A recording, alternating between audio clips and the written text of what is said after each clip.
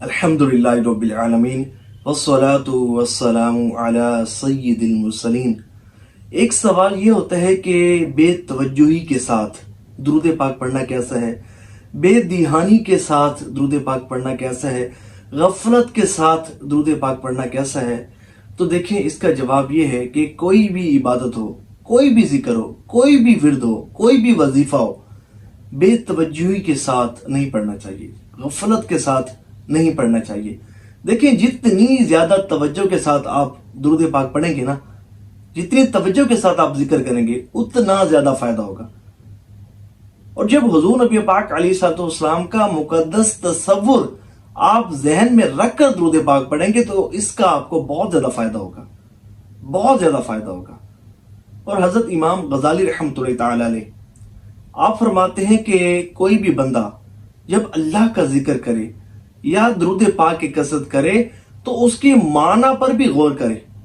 اس کی معنی پر بھی توجہ رکھے۔ یعنی کہ کوئی بندہ پڑھ رہا ہے سبحان اللہ،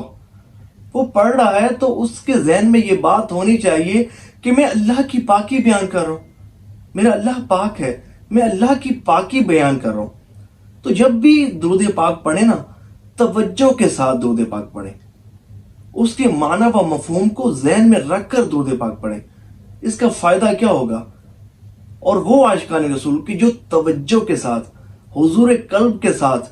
دل و دماغ کو حاضر رکھتے ہوئے اور حضور نبی پاک علیہ الصلوۃ والسلام کا تصور ذہن میں رکھ کر درود پاک پڑھتے ہیں، ان کو برکتیں کیا ملتی ہیں؟ سنیے، حضرت امام شیرانی رحمۃ اللہ تعالی علیہ آپ فرماتے ہیں کہ ہمارا درود پاک پڑھنے کا طریقہ یہ ہے، ہم اس طرح درود پاک پڑھتے ہیں، ہم اتنا درود پاک پڑھتے ہیں۔ آپ فرماتے ہیں کہ ہمارا طریقہ یہ ہے کہ ہم اتنی درود پاک کی کثرت کریں، اتنی درود پاک کی کثرت کریں کہ خواب سے بڑھ کر حالت بیداری میں حضور کی بارگاہ میں حاضر ہوں،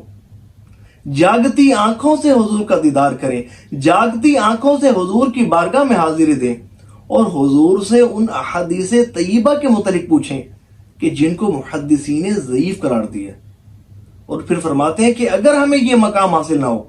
تو ہم خود کو درود پاک کی کثرت کرنے والوں میں شمار نہ کریں۔ اللہ اکبر۔ تو یہ ہیں جو توجہ کے ساتھ درود پاک پڑھنے والے ہیں،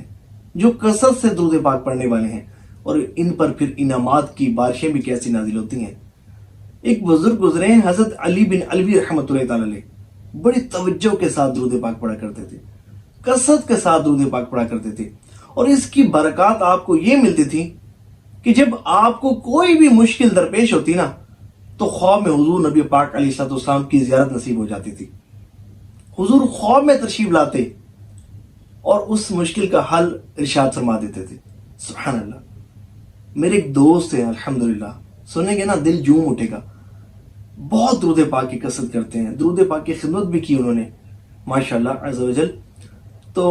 ایک دفعہ میں نے ان سے، میرے پاس بیٹھے تھے، میں نے پوچھا کہ ماشاءاللہ درود پاک کی کثرت بہت کی ہے، درود پاک کی خدمت بھی آپ نے بہت کی ہے، اس کی برکتیں آپ کو کیا ملی؟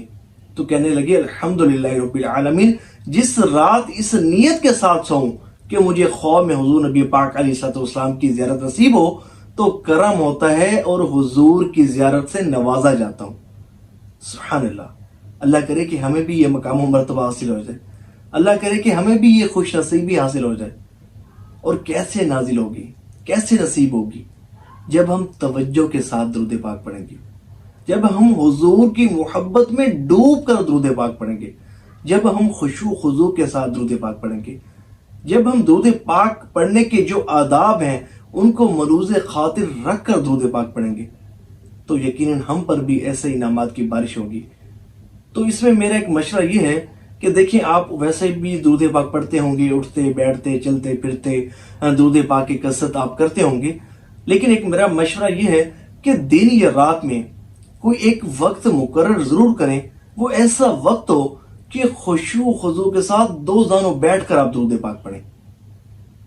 کسی نماز کے بعد ہی یہ وقت مقرر کر لیں تو زیادہ بہتر ہے کہ باوضو بھی ہوگا، باوضو بھی آپ ہوں گے اور توجہ بھی آپ کی مرکوز رہے گی۔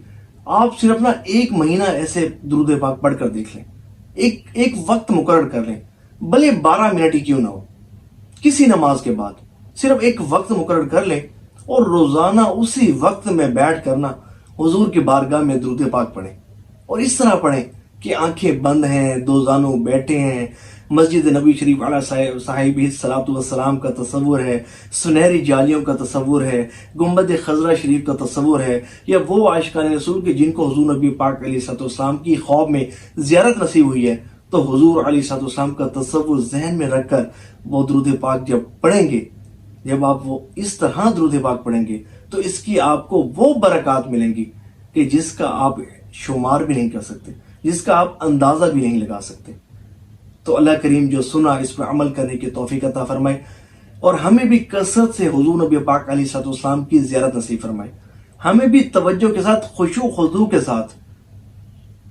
آداب کو ملوز خاطر رکھتے ہوئے درود پاک پڑھنے کی توفیق عطا فرمائے۔ ثواب کی نیت سے اس ویڈیو کو شیئر ضرور کیجیے گا کہ جتنے بھی عاشقان رسول کثرت سے درود پاک پڑھیں گے، توجہ کے ساتھ درود پاک پڑھیں گے، تو یقیناً آپ کو بھی ان کی برکتوں میں سے حصہ ضرور ملے گا، آپ کا نام اعمال بھی نیکیوں سے وزنی ہوتا رہے گا۔ اللہ کریم جو سنا اس پر عمل کرنے کی توفیق عطا فرمائے، آمین بجائے خاتم النبیین وصلی اللہ تعالی علیہ وآلہ وسلم۔ صلو علی الحبیب صلی اللہ تعالی علی محمد صلی اللہ علیہ وآلہ وسلم۔